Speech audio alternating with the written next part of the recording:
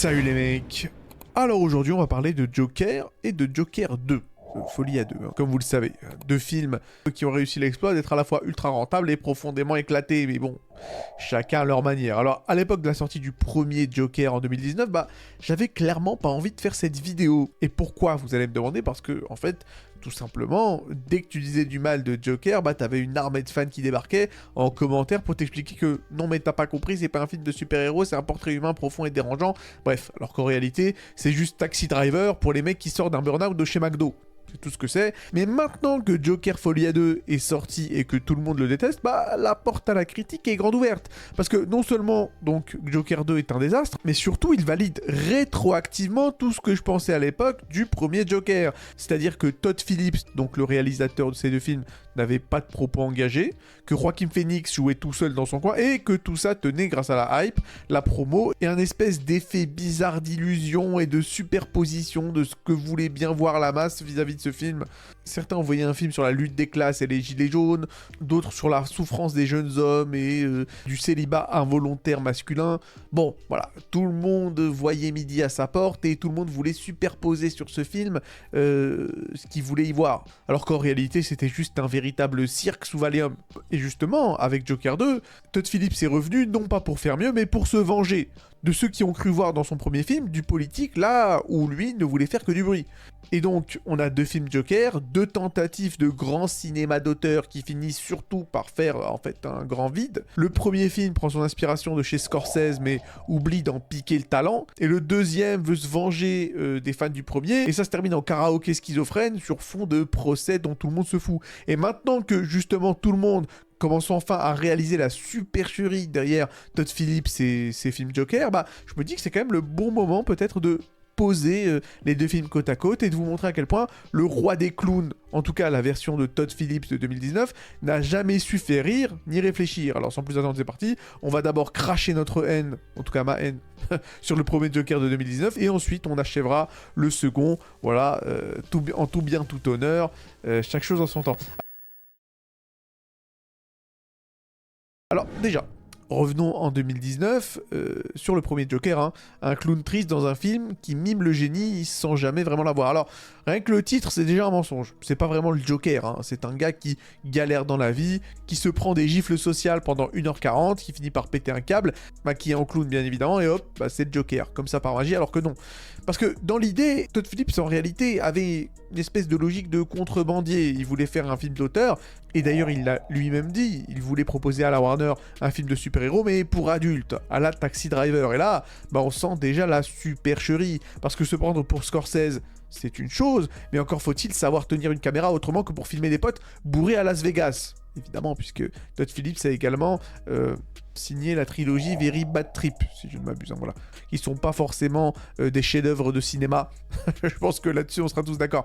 Et pour bien nous faire comprendre que notre ami Phillips a des références sérieuses, eh bien, il ira jusqu'à ramener Robert De Niro lui-même, évidemment, en guest star télévisé, ce qui est en soi un énorme clin d'œil très gênant, à La Valse des Pantins, film de Martin Scorsese, voilà. Mais encore une fois, faire tous ces clins d'œil à Scorsese, ça te transforme pas forcément en Scorsese. Et de la même manière, mettre une cravate ne te transforme pas pour autant en analyste politique. La vérité, c'est que Joker, c'est un faux film intelligent qui singe des chefs-d'œuvre pour se donner une contenance, et en copiant plus ou moins le pitch de La Valse des Pantins, du même réalisateur. En fait, c'est un pastiche, c'est une reconstitution, c'est une tentative de faire croire que l'imitation, c'est de l'inspiration. Et tout ça avec Joaquin Phoenix en roue libre. Alors oui, il a maigri, oui, il fait des grimaces, oui, il bouge les épaules bizarrement, mais est-ce que ça suffit à en faire une performance? Je suis pas certain. Ce qu'il fait, c'est une performance d'acteur en performance, pas un personnage. C'est du cabotinage sous Xanax, mais pas vraiment du jeu d'acteur. Enfin bon, il est sympathique sans plus, quoi.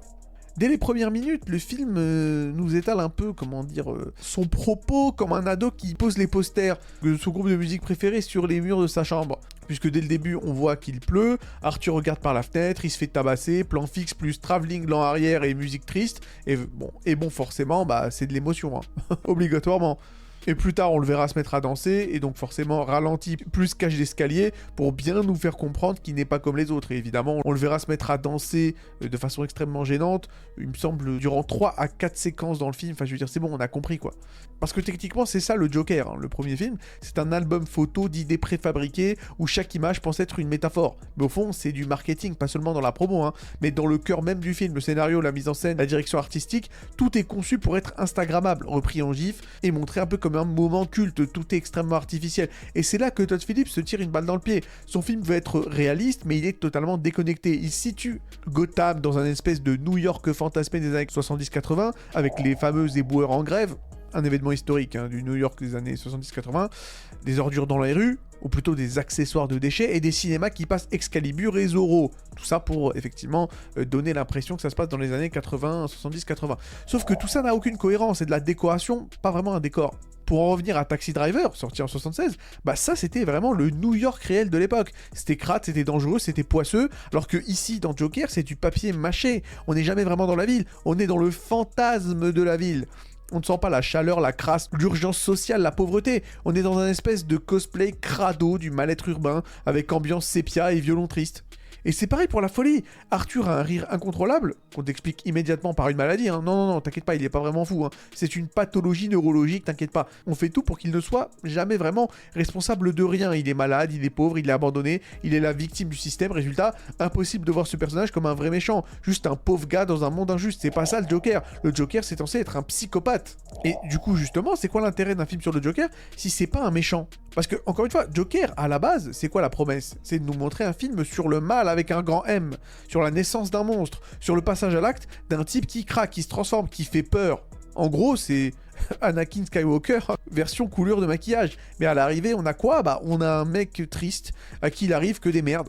Il vit avec sa mère malade, il bosse dans un métier humiliant, il se fait casser la gueule par des gosses dans la rue, il est incompris, moqué, largué. Même son psy finit par le lâcher, et tout le film nous le hurle, ce n'est pas de sa faute, il est malade, il est pauvre, il est différent, la société ne l'a jamais accepté. Et là forcément je pose la question qui tue, comment tu veux faire un film sur un méchant si tu passes 2 heures à nous dire que c'est pas un méchant? Le Joker dans les comics comme au cinéma, c'est le chaos. Le chaos pur, le chaos personnalisé, le chaos incarné. Le mec qui explose les codes moraux, qui renverse les règles du jeu, qui te tend un miroir déformé. Et là, ce qu'on nous propose, c'est un monsieur fragile qui aurait pu être gentil, mais seulement s'il avait eu un bon médecin et un emploi stable. C'est du misérabilisme, c'est pas le Joker, c'est du Ken Loach avec du maquillage.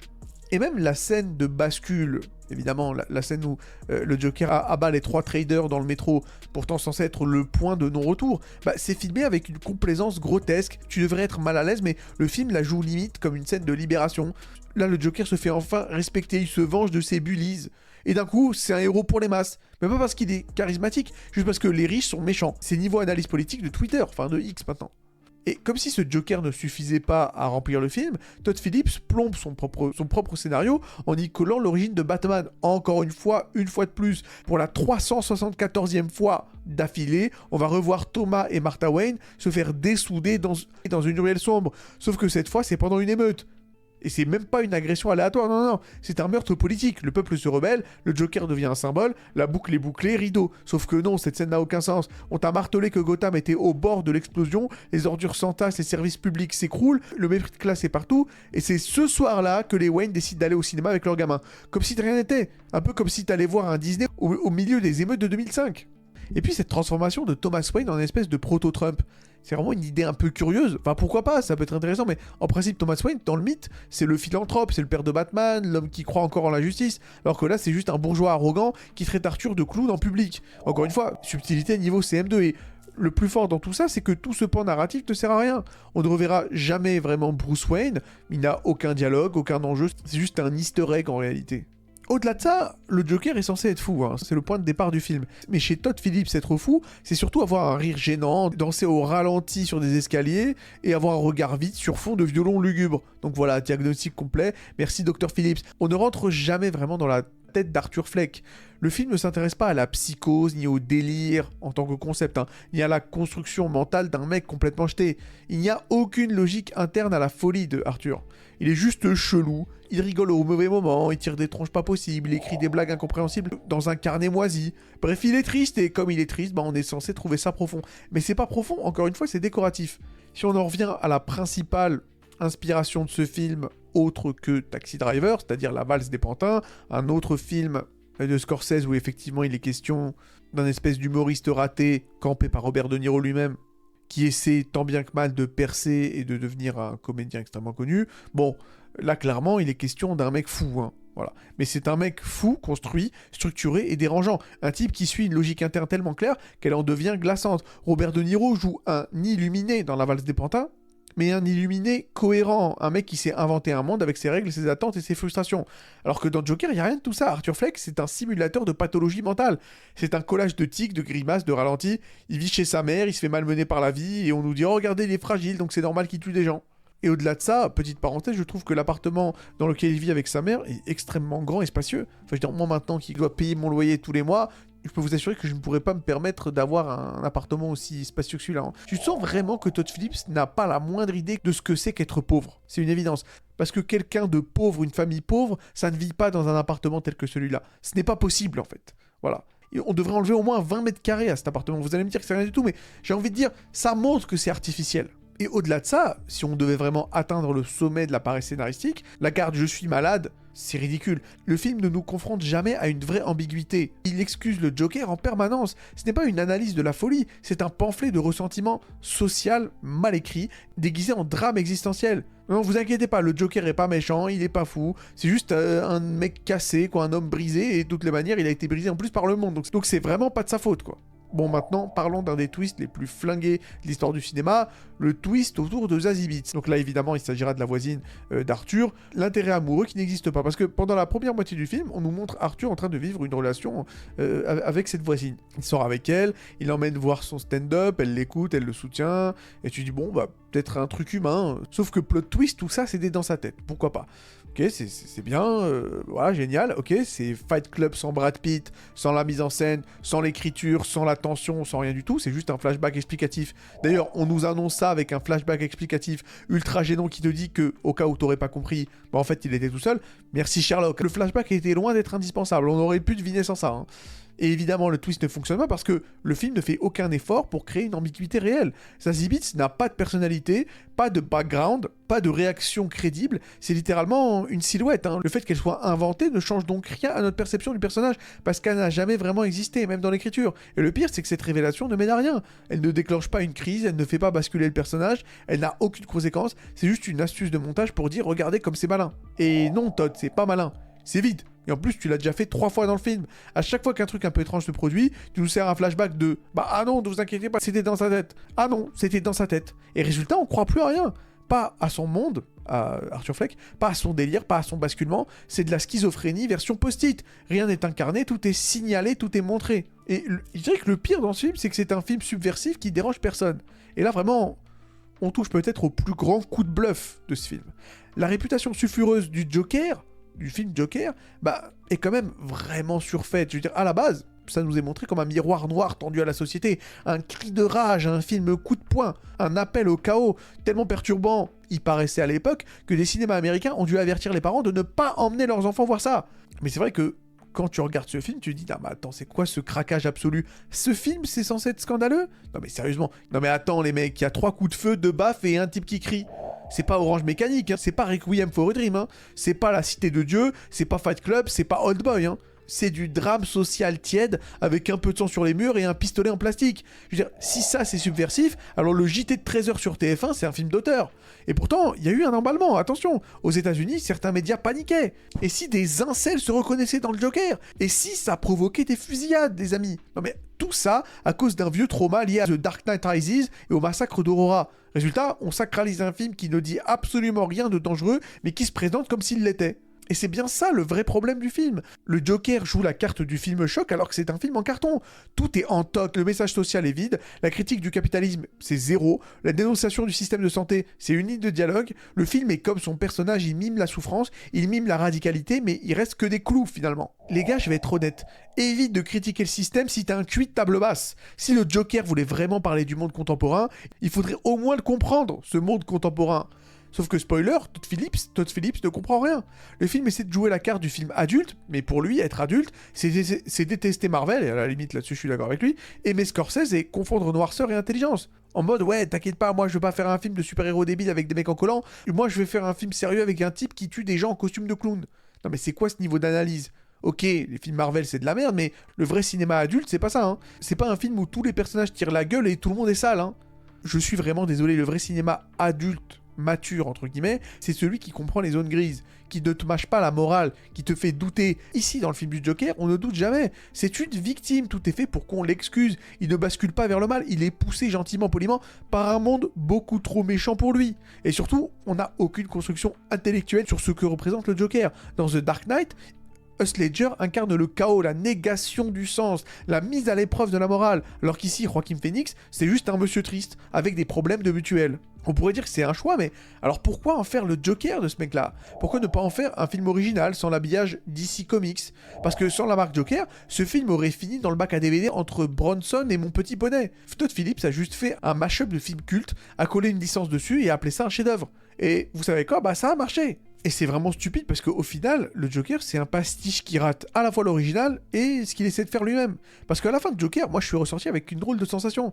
En fait, c'est un film qui pense être essentiel, mais qui n'est qu'un immense copier-coller décoratif. Todd Phillips te vend Taxi Driver 2.0, mais tu n'en vois qu'un reflet artificiel. Gotham est censé être une ville à feu et à sang, mais là, c'est juste une carte postale jolie du New York des années 70, avec effectivement les mêmes ordures dans les rues, les rats, les éboueurs en grève, mais rien n'a de poids. Dans Taxi Driver, je le répète, la crasse, la violence, le sentiment d'abandon urbain était réel. C'était filmé dans le New York des années 70, la ville elle-même était malade, alors qu'ici, c'est juste du papier gras qu'on a posé sur un trottoir de studio. Tu sens pas l'odeur, tu sens pas la peur, tu sens juste que quelqu'un a coché une case dans le scénario, mettre des ordures à l'image, qui sont censées représenter une société en déclin. Et en plus, ce Joker-là n'est pas un agitateur politique, il le dit lui-même. Ce Joker-là n'a aucune pensée. C'est pas un révolutionnaire, c'est pas un théoricien du chaos, c'est juste un mec qui n'a pas pris ses cachets. Et c'est là que le fantasme s'effondre. Parce qu'au moment de sa sortie, des tas de gens ont voulu voir dans ce film une analogie moderne, j'en ai déjà parlé. Hein.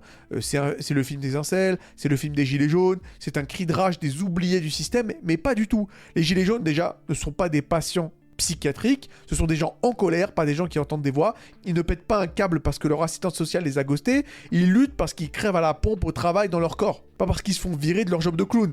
Le Joker de Todd Phillips ne représente aucune colère collective, c'est même pas une métaphore, c'est un cas clinique. C'est un homme isolé, déconnecté du réel, qui devient violent par pure dérive mentale, pas par conscience sociale. Et c'est ça le vrai problème du film. Il prétend capter l'air du temps, mais il passe totalement à côté. Parce qu'un type qui tue des gens parce qu'il est seul, c'est pas une figure de soulèvement, c'est un fait divers. Et Joker, c'est un film qui se prend pour une révolution, mais qui n'est qu'un objet de marketing, emballé dans du Scorsese d'occasion. Il veut parler de la folie, mais il a réduit à un tic nerveux et à 2 boîtes de médoc. Il veut dénoncer le système, mais il n'a rien à dire dessus. Il veut incarner la révolte, mais il échoue à produire la moindre idée. Et pourtant, il a été applaudi, couronné, oint par la critique comme le film de l'époque. Ce qui en soi est peut-être la chose la plus triste et la plus révélatrice à dire sur notre époque, en fait. Et c'est sur ces mots assez tristes et assez sombres qu'on va directement passer à Joker 2. Alors Joker 2, Folie à 2, eh bien, en fait, c'est un peu une guerre, d'une certaine manière. Parce que Todd Phillips, avec ce film-là, entre en guerre, mais pas contre les studios, hein. Pas contre les super-héros, puisque à la base, c'était un peu ça, hein, le premier Joker. Hein. Mais non. Là, il est en guerre contre son propre public. Les mêmes gens qui vont m'insulter dans les commentaires. Hein. Parce que, encore une fois, comme je vous l'ai dit, lorsque le Joker est sorti en 2019, toute une frange d'internautes, d'intellos de YouTube et d'autres sombres hurluberlus ont vu en Arthur Fleck une figure de révolte. Le messie des jeunes hommes mis de côté, un martyr moderne, un gilet jaune d'Arkham, un incel stylé, enfin représenté au cinéma. Ils ont fait de lui un symbole de rage sociale. Je veux dire, combien de mèmes on a vu sur ce film-là, combien même de personnes avaient à l'époque un avatar du Joker de 2019, enfin je veux dire, c'était un truc de fou quoi. Et là, Todd Phillips, 5 ans plus tard, revient avec Joker 2. Et à tous ces gens-là, il leur dit littéralement « Fermez-la, vous ne m'avez pas compris ». Et le message du film du Joker 2, c'est que le Joker, c'est pas nous. C'est pas un héros du peuple, c'est pas un rebelle contre l'ordre établi. Et donc, qu'est-ce que c'est ? C'est exactement ce que je vous dis qu'il est depuis le début. C'est un malade mental qui danse, qui pleure et qui meurt. Voilà.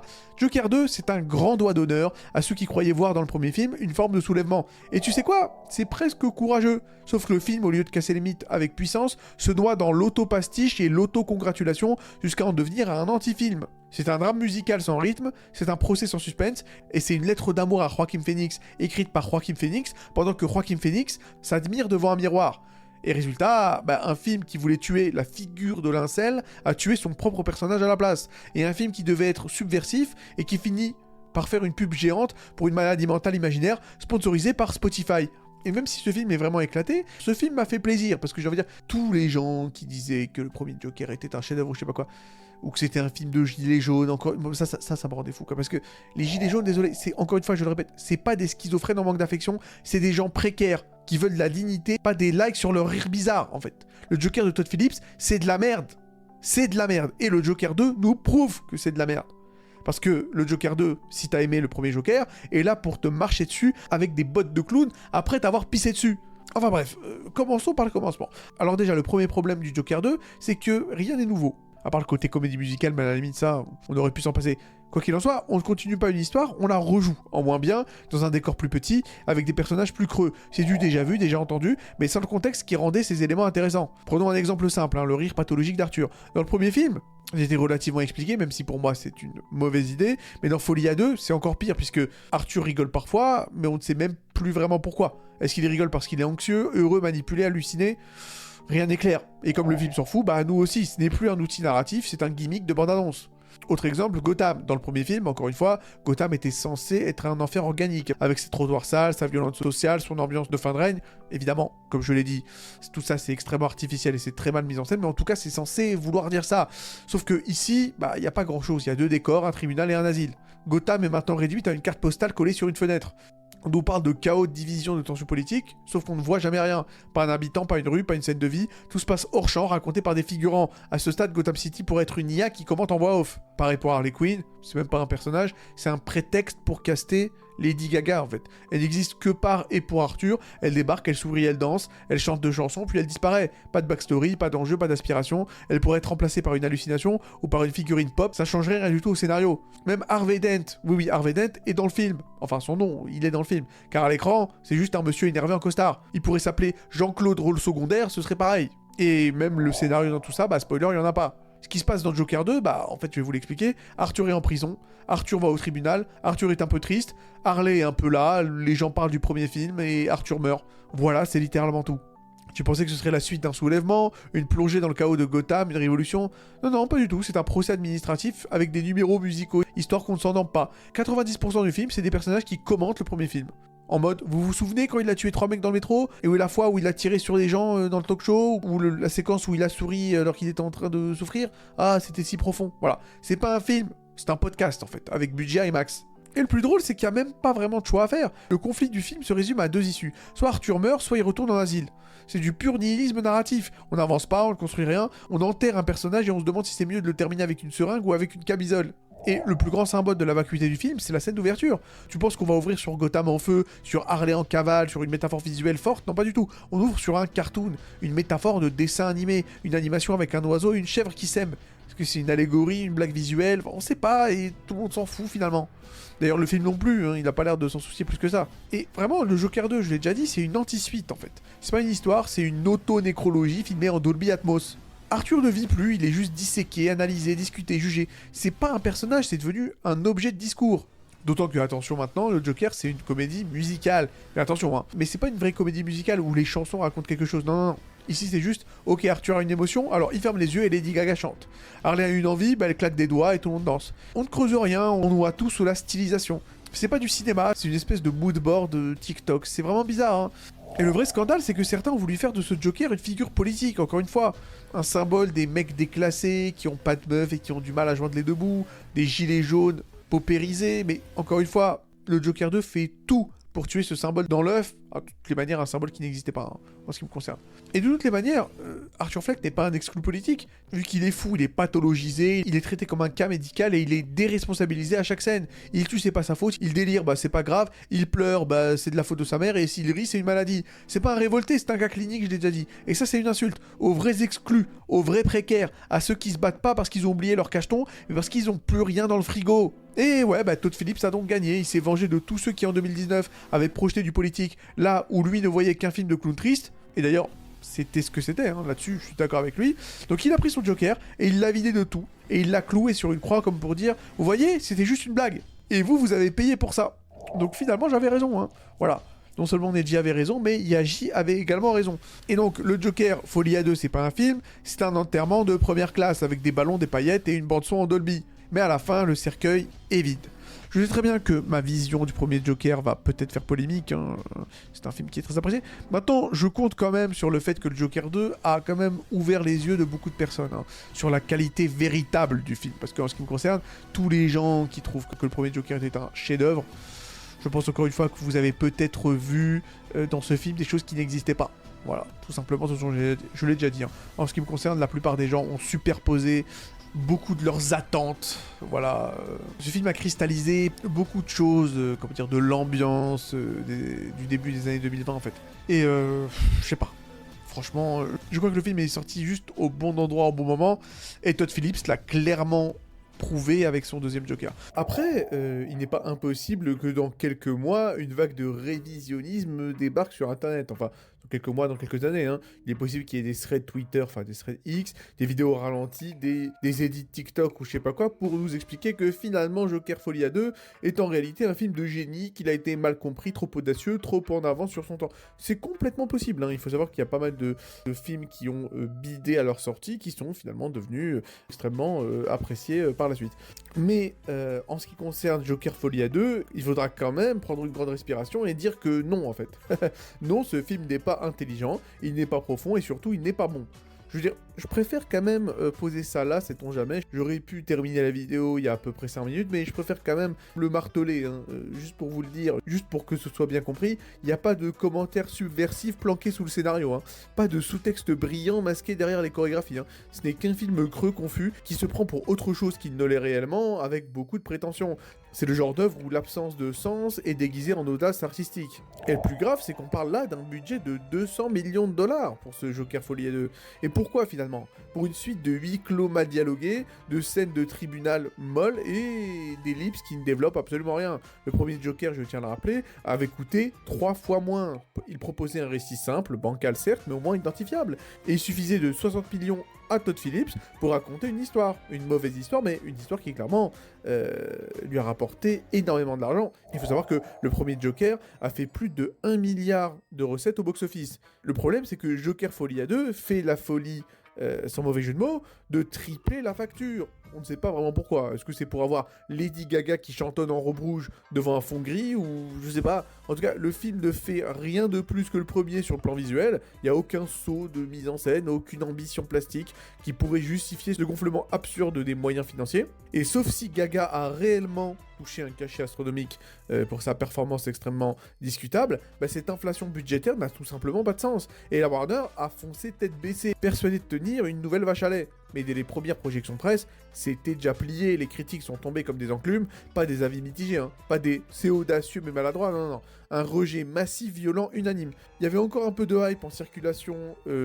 avant la sortie en salle, qui s'est effondré en temps réel, hein. Le démarrage US a été catastrophique, 32 millions de dollars, quand même les projections pessimistes tablaient sur au moins le double. Pour rappel, le premier Joker avait ouvert à 96 millions. Le deuxième a fait moins d'un tiers pour 3 fois plus cher. À l'arrivée, le film a encaissé 200 millions dans le monde, soit exactement son budget initial. Et encore, on ne compte pas ici les frais marketing, estimés à 100 millions de plus, et enfin bref, c'est une perte nette très probablement supérieure à 200 millions de dollars. Une somme qui place Joker 2, Folie à deux, dans le club très fermé des plus gros échecs commerciaux de l'histoire du cinéma, à côté de The Flash, John Carter et The Lone Ranger. Franchement, félicitations, et tout ça, ça aurait pu être évité. S'ils avaient gardé un budget similaire au premier, le film aurait peut-être pu limiter la casse et même gagner un peu d'argent. Même en échouant artistiquement, ça aurait pas été le gouffre économique que c'est finalement à l'heure d'aujourd'hui. Mais l'arrogance a pris le dessus, l'idée que Joker était une licence infaillible, que le public suivrait aveuglément, peu importe le produit livré, bah ça a été une erreur. Et malheureusement, la Warner a oublié une règle de base. L'audience n'est pas toujours intelligente, mais en tout cas elle déteste qu'on la prenne pour une idiote. Et donc le film n'a pas été puni parce qu'il a été trop compliqué, il a été puni parce qu'il était creux, long, vide de sens et vendu comme une œuvre majeure. Et surtout, Todd Phillips a fait la terrible erreur de lui-même dévoiler la supercherie de son propre film. Et non seulement il a détruit Joker 2, mais en ce qui me concerne aussi, il a définitivement détruit Joker 1 parce que maintenant les mecs aigris comme moi ont eu raison. Il a donné raison aux mecs comme moi, le Todd Phillips. Et c'est ça le problème. Donc voilà, écoutez, insultez-moi dans les commentaires si besoin est, y a pas de souci. En tout cas, likez la vidéo si elle vous a plu. Abonnez-vous pour encourager la chaîne, prenez soin de vous et à la prochaine.